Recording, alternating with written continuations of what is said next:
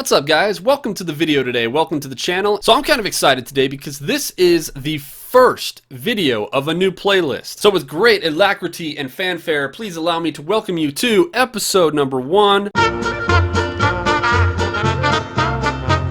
Yep, that's the best I could come up with for right now. Benny, of course, because my name is Ben. The beat that it's not good if I'm having to explain it, right? Probably not. Most of you watching this video, at least for the start of this series, will know who I am because you're already on the channel, but hopefully it grows into something that attracts some new viewers and people that haven't been here before. I've been a street cop for 12 years, just meaning that I've been in a marked police car patrolling streets and neighborhoods. I've worked for 3 different agencies. I presently work for a city agency and we have a medium-sized department. So since this is episode 1, it does require a slight introduction into what we're doing here, what I hope to accomplish, and who may benefit from this the most and who may not. One of the single most requested things we get from feedback from you guys on our videos is patrol vlogs. People want to see footage, video, and content about what I do on the job, on the streets, when I go out and put the uniform on as a police officer. The problem with that has been my department's policy and procedures, and most departments will have similar policies that you can't film what you do on the job. And there's good reasons for that. There's liability and there's good reasons for that. Bottom line is we're not allowed to do it. There's been a few YouTubers out there that have pulled it off for a short period of time, but even they, most of them, have run into issues and problems and have not been able to continue filming what they do out on the road. So to circumvent that, I have thought long and hard about what I can do to share some content with you guys, to bring you into what we do and help get you excited about this job if you're interested in becoming a cop, or show some insights into what we do with our time if you're not interested but just curious what the police do.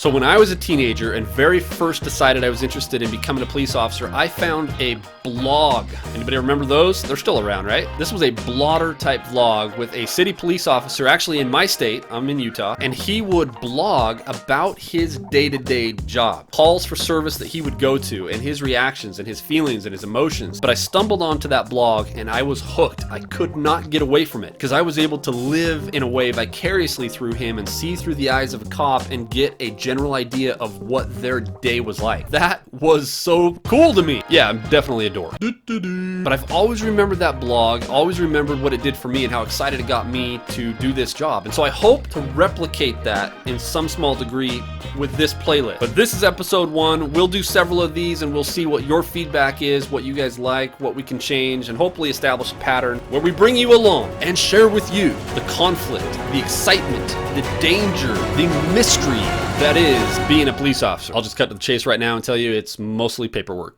It's mostly writing reports. That's what it is. All right, let's do this. But first, a word from our sponsors. This video brought to you by Air. You need it. Yep, we have no sponsors. You suck! So I start my shift, of course, by getting dressed and everything at home. I've done some videos on this channel before about getting dressed, leaving to work, all that kind of stuff. I'll throw a link to that video up here in this corner. We're gonna skip ahead to me actually arriving at work. Very first thing I do to start my patrol shift is briefing. Different agencies will call it different things throughout the country. Lineup, watch meeting, I don't know what else you'd call it. The point is, this is a meeting where we all get together, make sure everybody that's supposed to be there is there. It's easy to see everybody if they're all in one place. There's definitely some BSing and some joking going on once the actual briefing gets started. The supervisor, that could be a sergeant, that could be a lieutenant, a watch commander, other kind of administrator, leads the discussion and gives very, very important, pertinent information to the officers coming on duty. Wear your vest. Or sometimes maybe not so pertinent information. But I'm usually in that lineup meeting for anywhere from 20 minutes to 30 minutes, and then we head out to our cars to get ready for our shift. This is where I'm doing one last double check of things like a battery on my radio, a flashlight, making sure that's all charged up. You can do a walk around on your car, make sure that the lights are working, the siren's working. Once I do my equipment check, I go onto my computer, make sure that's booted up. I get into the program that we run our CAD on. Once I'm logged into the computer, I go on and look at the calls that are pending. There's usually going to be some calls holding right off the bat just by the nature of swing shift. That's usually when things start to pick up and get a little bit busy. To start your shift, officers would usually get on the radio and call to dispatch, letting them know their 1041 is the 10 code in the area of the country that I work for beginning tour of duty. You may use that code in combination with 108, which for my code is available for service, available for calls. That tells dispatch you're ready to rock. Send me whatever you got. All right, so let's actually get into the calls, what a day looks like for me. So last week when I started keeping track of this, I started off my shift right off the bat by responding to a trespassing call. Got a report of some possible transients that had broken into an abandoned or vacant house. We responded, we arrived, we walked around the house. We were unable to see any obvious indications of entry. There were no like broken boards or windows. There was a fence that was kind of damaged where you could tell people had jumped over the fence before, but it was impossible to tell whether anybody was there now. And we couldn't get over it without causing further damage to the fence. So what we ended up doing was calling the complainant back, the person that made the call, and finding out exactly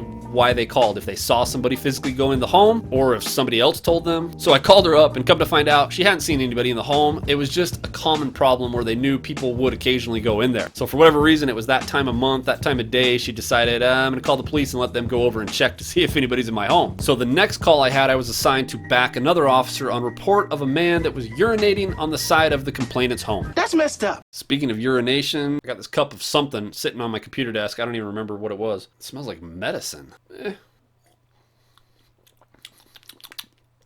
I think it used to be apple juice. So we head on over there, but come to find out, looking at the time on the call, it had actually come in a little bit earlier and had just been pending because there were other more important calls in front of it. So by the time we got there, there was no indication that the guy was still there. There was no evidence that we could see to speak of. So we cleared off of that call, and I actually from there went down the road. We weren't too far from a 7-Eleven. I forgot to bring a water bottle with me that day, so I drove to the 7-Eleven and got some vitamin water. So I now had a little bit of free time because there were no calls waiting and we were just waiting for what would be next. So there's a lot of different things we could do during this downtime. We can do traffic enforcement. It's the one everybody loves us for. Road pirate, right? Arr! Yeah, I should probably never do that again. We can do extra patrols. We can check areas that are having specific problems in the city where citizens have called and complained about a certain issue, and we can go and check on that issue. One of the things I like to do a lot is go into the neighborhoods. I don't expect to see as much crime in progress in those areas, but I like people to see a marked police car driving through their neighborhood. So I started doing a little bit of that patrol in some neighborhoods in my area. It wasn't too long though before I got another call for service. So this next call was classified as a threats. It sounded a little bit like a landlord-tenant dispute. The reports were that the complainant allowed some people to come move into his home. He now wanted them out of the home, and he'd had some confrontation with them, including a possible threat by one of these tenants to shoot him. That's not very nice. So me and another officer rolled over there, contacted the guy, and sure enough, he was just one of those guys that just couldn't say no to people. He allowed a couple of homeless women to move into his home temporarily, saying, yes, come off the streets, come stay with me. Problem was, now they were entrenched and they had changed locks on different rooms of his house. They had invited some of their friends over, their baby daddies over. All of a sudden he had this menagerie in his house and he didn't know like what to do about it. So we talked with him a little bit about the laws regarding eviction and legally getting somebody out of the home and whether or not they were tenants and had established residency there. That actually turned into quite the cluster of a call though, because it went back and forth from talking with everybody, and some of the baby daddies and other people they had invited over were in and out of the house while we were talking to them. Almost right off the bat after clearing that call, we got another one, a report of a fight between a couple of guys. The details were kind of scarce. It just said there were two guys yelling at each other, standing in between a couple homes in this general area, possibly intoxicated. So this was my call assigned to me again. I had a backing officer. We roll over there. This was kind of on the other side of the city from where we were on the previous call, so it took us a little while to get there. But we arrived in the area, we checked, and we were not able to find anybody fighting. Pretty common outcome for those type of calls of fights or people arguing. We try to get there as quickly as we can, but by the time we arrive, most fights or disagreements or arguments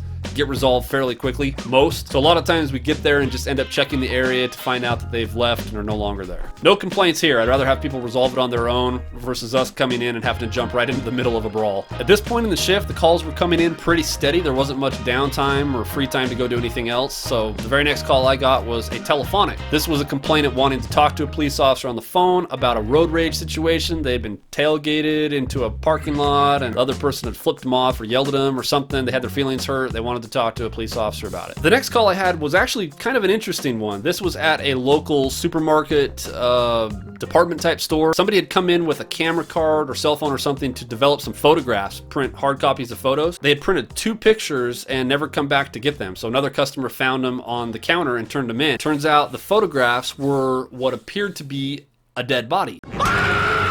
So the call information given to us was that it looked like somebody that had possibly been shot. Usually I would think this is like a costume or something related to Halloween, but we weren't anywhere close to Halloween, so I really wasn't sure what to expect. So I arrive, I go into the store, I find the manager. She takes me back to the security office where they had the pictures, pulls them out, shows them to me. And it looked like exactly what they thought it was. So I took the photographs back to the police station, ended up booking them into evidence, and I just felt like I needed to let somebody know just in case. I mean, this was like an open case or a missing person or, heaven forbid, a legitimate homicide. So I called my supervisor and just gave him a heads up saying, hey boss, you know, this is what we've got, just so you know. Is there anybody else I need to tell about this? So he ended up making a call to his supervisor, who had been a supervisor over homicide detectives in the past, so he had a little bit of experience with this type of stuff. And they just told me to make sure the report that I did got routed to the right people in the department so that the photos could be looked at to determine whether or not there was anything they needed to do with it. I should follow up on that and see what happened if I can find out, because the photographs had an envelope with like the person's name and information that dropped the card off. So can you imagine if that actually ended up being like a legitimate crime and you just forgot to go back and pick up your pictures of the evidence? I know I'm forgetting something.